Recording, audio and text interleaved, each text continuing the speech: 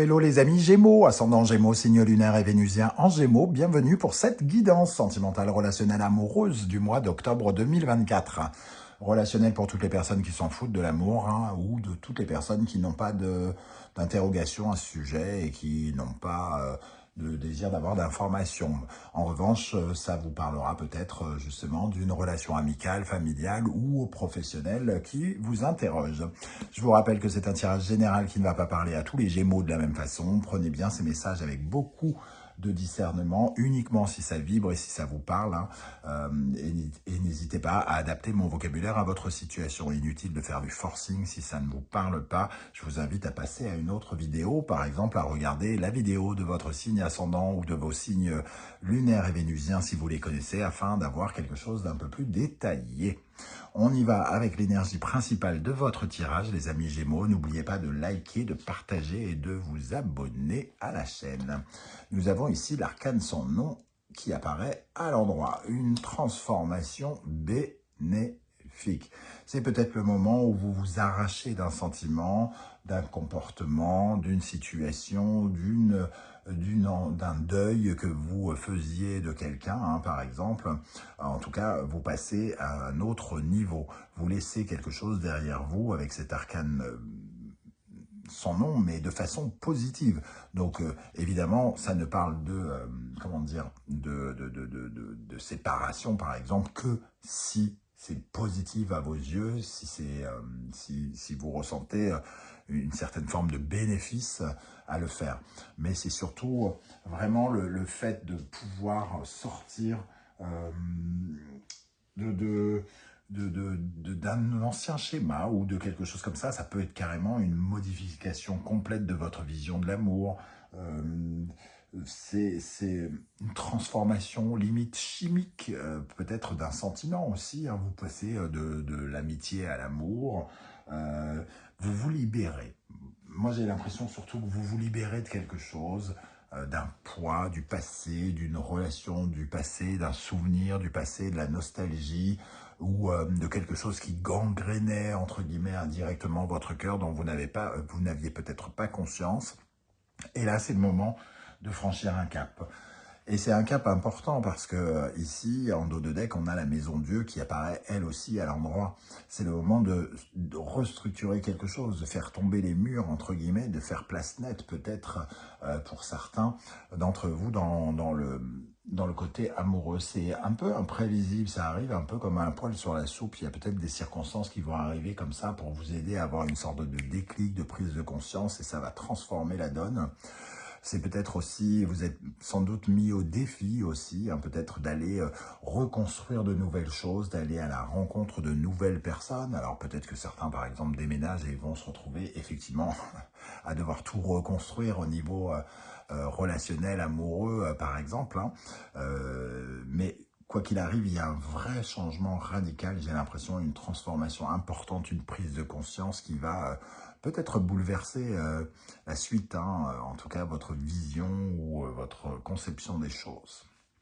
Pour les couples, ces changements bénéfiques peuvent être un changement de statut, quelque chose d'inattendu, un mariage inattendu, une naissance inattendue, quelque chose qui arrive comme ça et qui vient bouleverser, entre guillemets, votre vie de couple pour apporter quelque chose de nouveau, un nouveau challenge à relever ensemble.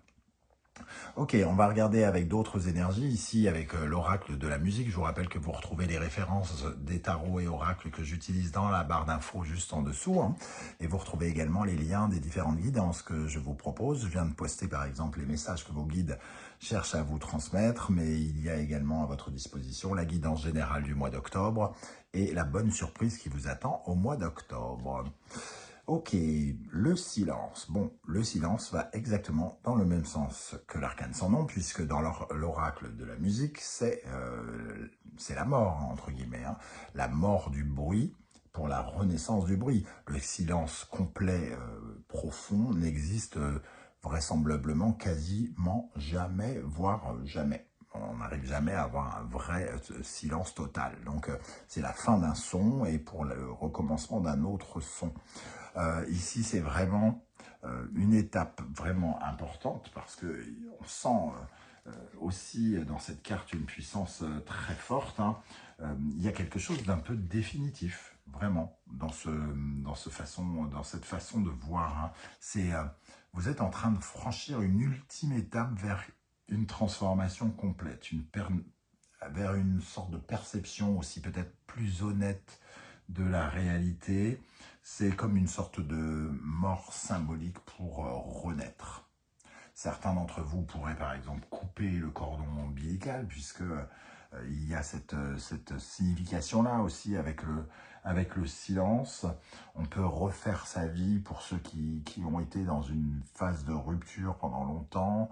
Voilà, donc il y a aussi peut-être la possibilité, pourquoi pas, de faire des rencontres hein, sous un schéma très différent. La deuxième énergie, nous avons le solfège. Le solfège, c'est l'apprentissage, c'est le fait d'apprendre de nouvelles choses. Donc effectivement, j'ai vraiment cette idée que, en plus d'une sorte de déclic, de transformation profonde ici, on nous dit que vous apprenez, vous grandissez, votre cœur grandit, il comprend les choses différemment, il y a beaucoup plus d'approfondissement, un éveil quelque part, un peu comme si on avait assimilé une leçon, une expérience de vie. C'est l'école de la vie, hein, le solfège ici, et on peut comprendre. On comprend la leçon, on comprend le message qui nous est envoyé, l'expérience que nous avons vécue nous apprend quelque chose et vraiment il y a comme une sorte d'ascension spirituelle aussi hein, en même temps. On va regarder maintenant les énergies qui vous aident. Qu'est-ce qui est positif dans votre vie sentimentale, relationnelle, amoureuse, les Gémeaux au mois d'octobre? Pour les Gémeaux, ascendant Gémeaux, signe lunaire et vénusien en Gémeaux. Sur quoi vous pourrez vous appuyer? Qu'est-ce qui est positif pour votre épanouissement dans votre vie sentimentale, relationnelle, amoureuse? Nous avons la grenouille. Ici, il y a comme un retour, de bâton. Vous avez fait quelque chose, vous avez mis en place des choses et finalement, vous en récoltez aujourd'hui les fruits.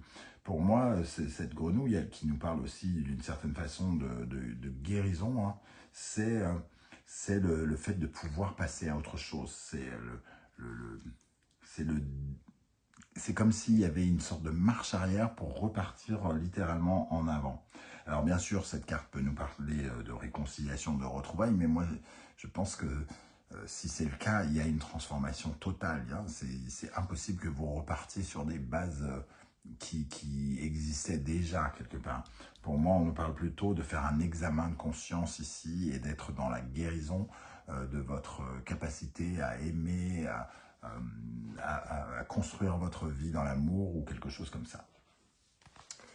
Une deuxième énergie qui vous favorise, qui vous aide, qui vous soutient, sur laquelle vous pouvez vous appuyer, une certaine forme, alors certes de chance, pour moi c'est plutôt ici une question de destin, comme si vous étiez prêt à passer un cap, hein, tout simplement. Il y a comme une forme de protection, de cadeau. Le cadeau, il vient d'une circonstance un peu surprenante qui vous ouvre l'esprit, qui vous surprend.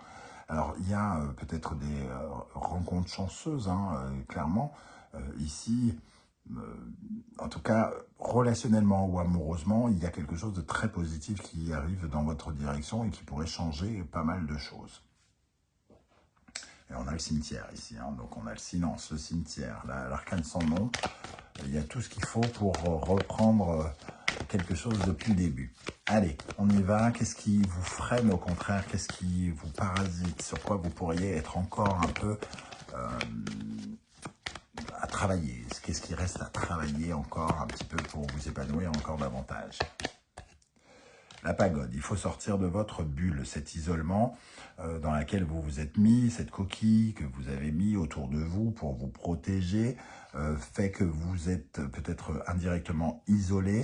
C'est le moment d'ouvrir en grand les portes, de sortir, de vous épanouir, de vous montrer. Hein. On sent avec cette énergie de bulle que oui, vous êtes protégé, vous vous protégez des autres, mais vous êtes un peu inaccessible indirectement encore. Donc il faut ouvrir ça justement pour créer la nouvelle étape, l'étape suivante, qu'on puisse accéder à ce que vous avez à offrir. Une deuxième énergie sur laquelle vous pourriez travailler, d'après vos guides, la carpe koi. Ici, dans ce contexte de négatif, hein, puisque c'est ce qu'il faut retravailler, la carpe koi, il nous parle déjà de toute façon de détermination. Elle nous parle de détermination, mais de détermination à changer, hein, avec toutes ces énergies de changement, de transformation. Donc ici, on vous invite quand même à ne pas vivre dans une bulle, dans l'obstination, dans l'aveuglement, dans une certaine forme de précipitation ou d'impatience, mais juste de continuer à avancer et à construire votre puzzle en continuant à faire vos efforts.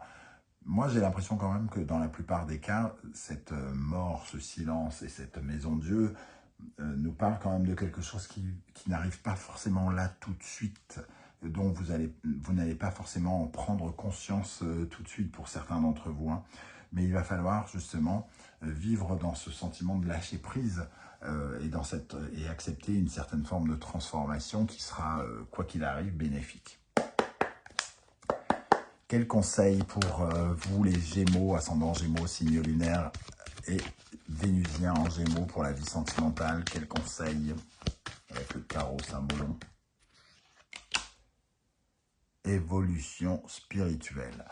C'est le moment de grandir. Très clairement, avec le solfège et ici le Sagittaire, le moment de grandir et le moment d'apprécier peut-être une certaine forme de chance aussi, hein, parce que Jupiter, c'est le grand bénéfique.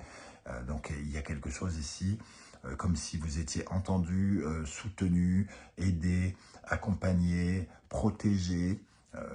Il y a quelque chose qui devient presque officiel. Alors, il y a peut-être une dimension officielle pour certains, hein. On va régulariser des papiers, on va demander en mariage, on va changer de vie en habitant ensemble. Ce genre de choses peut être représenté ici, mais c'est une ascension, quoi qu'il arrive. C'est une progression dans votre vie sentimentale, relationnelle, amoureuse. Pour les célibataires Gémeaux, on va regarder ce qui ressort en énergie ici. Pour tous les Gémeaux célibataires, pour commencer, qu'est-ce qui ressort comme énergie? Le 5 de bâton et le pendu. On parlait justement de faire des efforts ici, mais d'être sans attente, sans... Le 5 de bâton, c'est celui qui est dans la compétition, c'est celui qui avance un peu de façon tendue, qui avance en se battant comme ça, en faisant des efforts. Il faut, pour les célibataires, que vous ayez une certaine forme de détachement par rapport à ce côté combat que vous avez l'impression de mener. Vous avez peut-être l'impression de toujours devoir vous battre pour séduire, pour être avec les autres, pour être aimé des autres ou quelque chose comme ça.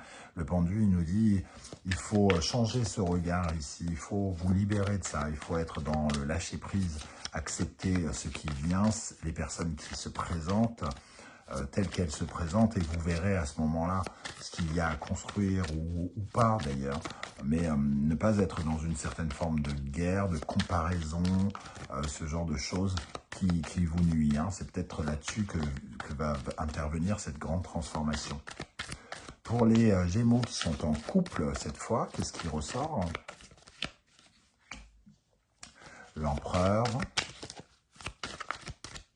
et le roi de denier. Ici, il y a vraiment de la stabilité, de la sécurité, de la construction. On est dans la protection. Alors, on peut se protéger justement de manière différente. Alors, on peut se protéger financièrement, on peut se protéger avec un côté, c'est comme si on signait des papiers pour CDI, hein, pour signer un CDI amoureux entre nous.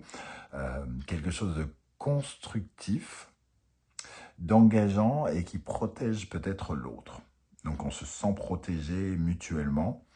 Donc ça peut ressembler effectivement à un mariage, à quelque chose où on est plus proche, on est plus solide, on crée des fondations beaucoup plus solides autour du couple. Ok, très joli tirage pour vous les amis Gémeaux. Je ne sais pas comment vous allez le ressentir vous. J'espère que vous viendrez nombreux commenter juste en dessous de cette vidéo. Pour ceux qui ne souhaitent pas étaler leur vie sur YouTube, ça peut se comprendre bien évidemment. Je vous invite à mettre un coucou ou un émoticône sur un émoticône de votre choix sous la vidéo, histoire de dire que vous êtes passé ici. Je vous remercie pour vos likes, vos partages, vos demandes d'abonnement, vos commentaires. Merci également à toutes les personnes qui ont acheté l'un ou les deux de mes oracles. Hein. Comme vous le savez, je ne gagne pas ma vie sur YouTube. Hein. Je suis artiste, hein, je suis créateur. Donc, vous ne pouvez pas mieux me soutenir qu'en achetant mes oracles, en les utilisant et en espérant qu'ils vous offrent le plus de messages lumineux possible. On se retrouve très bientôt pour une guidance, cette fois-ci professionnelle, vie quotidienne. En attendant, prenez bien soin de vous les amis Gémeaux. Merci d'être là et à très très bientôt. Ciao, ciao.